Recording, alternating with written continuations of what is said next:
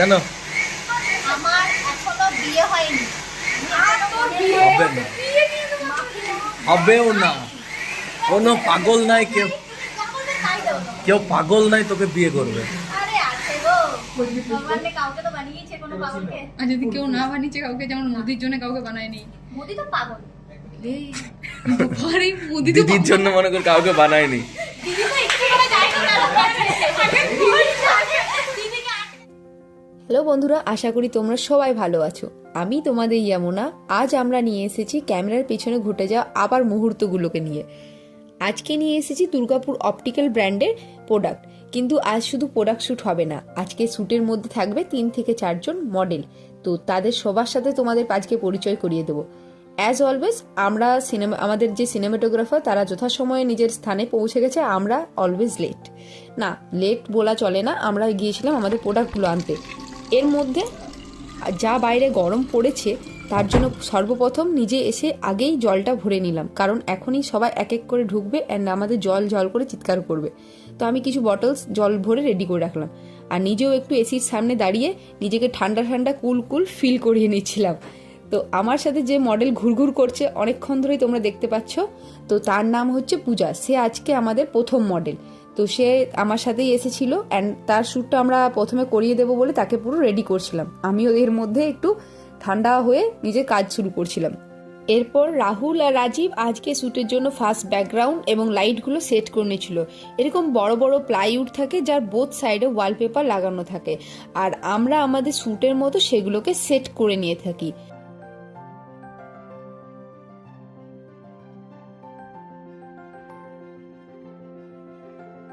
দেখতেই পাচ্ছ আবার আমাদের মডেল ড্রেস চেঞ্জ করে ডান্স করতে চলে এসছে ব্যাকগ্রাউন্ডের সামনে। আমি ওকে ডেকে নিয়ে ওর হেয়ার স্টাইলটা কমপ্লিট করতে বললাম। তো তোমাদের হয়তো দেখে মনে হচ্ছে এই বাচ্চাটাকে আমি এতক্ষণ ধরে মডেল বলছি কি করে, সে তো খুব ছোট। না, সে এডুকেশন কোয়ালিফিকেশন হিসেবে সে এই বছর গ্র্যাজুয়েশন কমপ্লিট করবে এবং ডান্স এবং অভিনয়টা খুব ভালোভাবে সে করে। দেন সে আবার রেডি হয়ে রিল শ্যুট করতে স্টার্ট করে দিয়েছিল। চলো তার একটু রিলের শটটা আমরা দেখে নিই।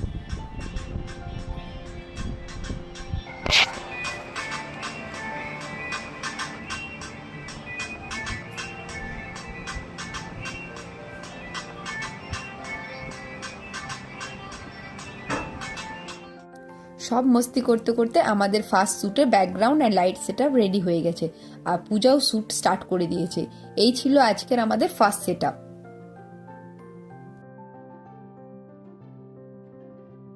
আমাকে আর অভিষেককে কিছু কাজের জন্য বাইরে যেতে হয়েছিল, তাই ওদের শ্যুট স্টার্ট করে দিয়ে আমরা আমাদের কাজের সূত্রে বেরিয়ে পড়লাম। আর কাজ শেষ করে আমরা আমাদের সেকেন্ড মডেল দেবস্মিতাকে বাস স্ট্যান্ড থেকে সঙ্গে করে নিয়ে ফিরে এলাম স্টুডিওতে। সেই প্রথমবার এই স্টুডিওতে এসছে, তাই লোকেশনটা ঠিক বুঝতে পারছিল না। আমরা যেহেতু বাইরে ছিলাম, আমরা তাকে সঙ্গে করে নিয়ে এলাম। আর এই যে এদিকে ফটো স্টুডিওতে ঢুকে দেখি ব্যাকগ্রাউন্ড অ্যান্ড মডেলের লুক দুটোই আমাদের চেঞ্জ হয়ে গেছে। দ্যাট মিনস আমাদের সেকেন্ড লুকের শ্যুট আজকে চালু হয়ে গিয়েছিল। তো আমাদের এই ক্যামেরার পেছনে মুহূর্তগুলো তোমাদের কেমন লাগে প্লিজ কমেন্টে জানিও।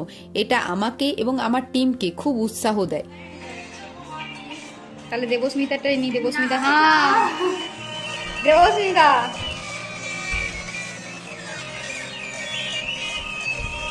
পূজা বলেছে ফেস অনলি। এই মডেলের ফেস দেখা ধরে নিজেই মডেল লেগে যাবে, এটা নাই আপনি যখন মডেল লেগে যাবে।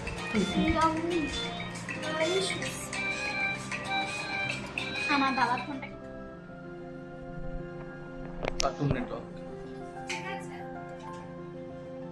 আবার একটা পাড়ে সামনে দিকে ইয়ে করতে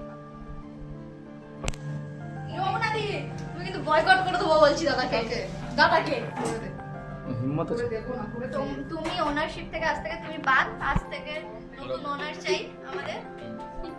থ্যাংক ইউ। লাভ না দিবে।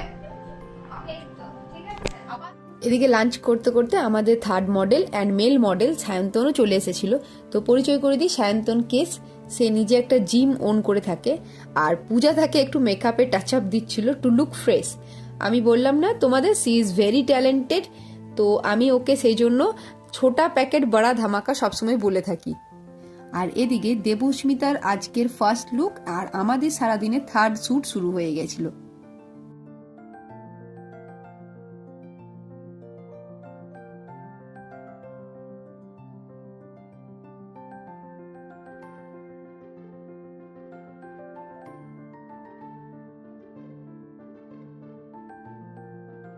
শুটের দিনে আমার ওর দরকার নাই। collection হয়। শুটের দিনে আমার কালেকশন হয় না, সেরা সেরা শুটের দিনে আমার হেভি কালেকশন। দেখো দেখো আজকে যে শুটের খরচাটা বেরিয়ে যাবে। চলো দিয়ে দেবো এটা আজকে, কি দিয়ে দেবো ওটা? বেচে দেবো। কেন আমার এখনো বিয়ে হয়নি। হবে না, হবেও না, কোনো পাগল নাই, কেউ কেউ পাগল নাই তোকে বিয়ে করবে।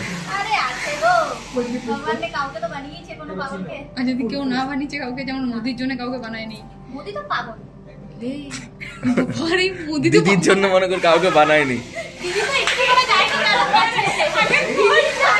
দিদিকে আটকে দেবে। इसको जेल এই তুমি আবার তাকাচ্ছ কি? তোমাকে ব্যান্ড করে দেবো আমি। হয়ে গেছে, হয়ে গেছে।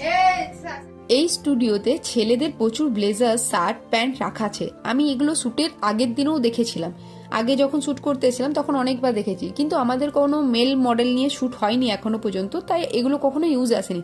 আর যখন সায়ন্তন এসেছিল শ্যুট করতে, তখন আমি একবার মাথায় ফোন দিয়ে আটলাম যে এটাকে ইউজ করে দেখা যায়। তো আমি এই সব করতে করতে আজকে লাস্ট মডেল জেবা এসে হাজির হয়েছিল।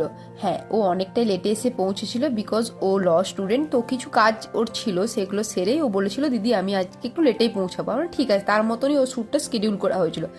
তো যথাসময়ে পূজা ওর মেকআপটাও করে রেডি করে দিচ্ছিল। হ্যাঁ, আজকে কোনো মেকআপ আর্টিস্ট আমাদের ছিল না। আজকে যে শ্যুটটা ছিল সেটাতে আমরা সেলফ মেকআপই রেখেছিলাম। তো আমি এখান থেকে একটা ব্লেজারের সেট আর একটা স্যাটিন শার্ট বের করে সায়ন্তনকে দিলাম এটা রেডি করার জন্য। হ্যাঁ, শ্যুট ড্রেসটা অনেকটাই বড় ছিল, তো আমরা সেটাকে পিন দিয়ে অ্যাডজাস্ট করেছিলাম, কিন্তু এটা আমাদের আজকের প্ল্যানের মধ্যে কিন্তু ছিল না। তো আমি এটাকে স্পটে দেখেই ফাইনাল করেছিলাম। তো তোমরা জানিও সায়ন্তনের লুকটা কেমন হয়েছিল। আমার নতুন সমস্ত আইডিয়াকে আমার টিমের মধ্যে রাহুল, আমার সিনেমাটোগ্রাফার, এতটাই সমর্থন করে ফেলে যে কখনো কখনো আমার শেষমেশ মনে হয় যে আমি কি ঠিক না, এটা আমার ভুল সিদ্ধান্ত। হ্যাঁ, তবে সেটা প্রত্যেকবার হয় না, কখনো কখনো আমি খুব এক্সপেরিমেন্ট করতে ভালোবাসি কিছু নতুন আউটপুট পাওয়ার জন্য। সেটা অনেক সময় সাকসেস হয়, আবার কখনো কখনো ফেল হয়। তবে যতবারই আমি নতুন কিছু এক্সপেরিমেন্ট করতে চাই, তখন আমি নতুন কিছু আউটপুট না পেলেও অনেক কিছু নতুন কিছু শিখে আসি। হ্যাঁ, এটাই আমি এক্সপেরিমেন্ট করতে ভালোবাসি, আমি নতুন কিছু শিখি। অনেকেই প্রশ্ন করে আমার এই প্রফেশনে কত টাকা পাস মাস গেলে, কেউ বলে কত টাকা ডেলি ডেলি শ্যুট। যার যেমন প্রশ্ন থাকে চেষ্টা করি সে যেটা শুনতে চাইছে তাকে তার মতো উত্তর দিতে। হ্যাঁ, মানছি সবাই টাকার খবরটাই প্রথম নেয়, তো আমার কাছে কিন্তু এই টাকার থেকেও ফার্স্ট প্রায়োরিটি থেকে আমার প্রমিসটা, যেটা আমি ওই ব্র্যান্ডের ওনারকে করে এসেছি, আমি যে আউটপুটটা দেওয়ার কথা বলে এসেছি সেটার জন্য আমি সারাদিনে মেহনতটা করে থাকি। তাই শুটে যখন হয়ে থাকে তখন কিন্তু আমার কাছে সে কত টাকা দিয়ে ডিল করেছে, সে কত টাকা আমার কি কম যাচ্ছে, আমার কাছে মাইন্ডে সবসময় একটা জিনিসই ঘুরতে থাকে যে আমাকে আমার বেস্টটা দিতে হবে, তারপরে ওপরওয়ালা আছে, ওপরওয়ালা সবাইকে দেখবে। আজকে লাস্ট মডেল জেবার শ্যুট স্টার্ট। তো ফার্স্ট আমরা ওর কিছু সিঙ্গেল শট নিয়ে নিচ্ছিলাম, আমরা তারপরে ওর সাথে সায়ন্তনের একটা কাপল শ্যুটও করিয়েছিলাম, কিছু ফটোশ্যুট, সাথে কিছু রিলও বানিয়ে নিয়েছিলাম।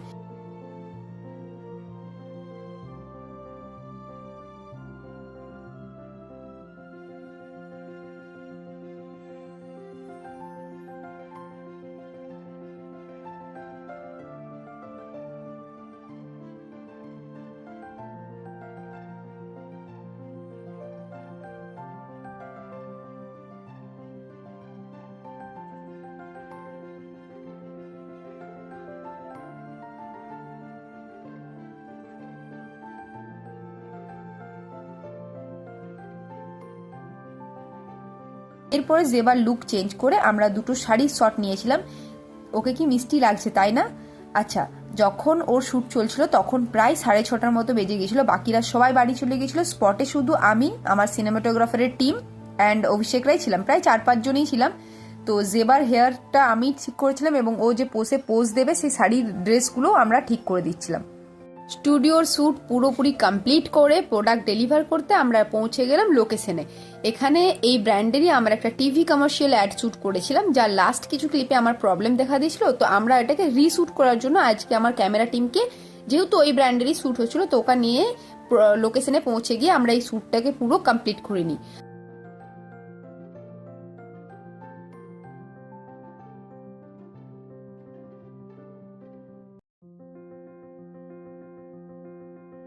আমি কিছু এখানে পোস্ট দিচ্ছিলাম ফটোর জন্য, তো সেখানে সেটা হয়ে ওঠেনি লাস্টে। আজকে ব্লগটা আমরা এখানেই শেষ করছি, দেখা হচ্ছে পরের ব্লগে।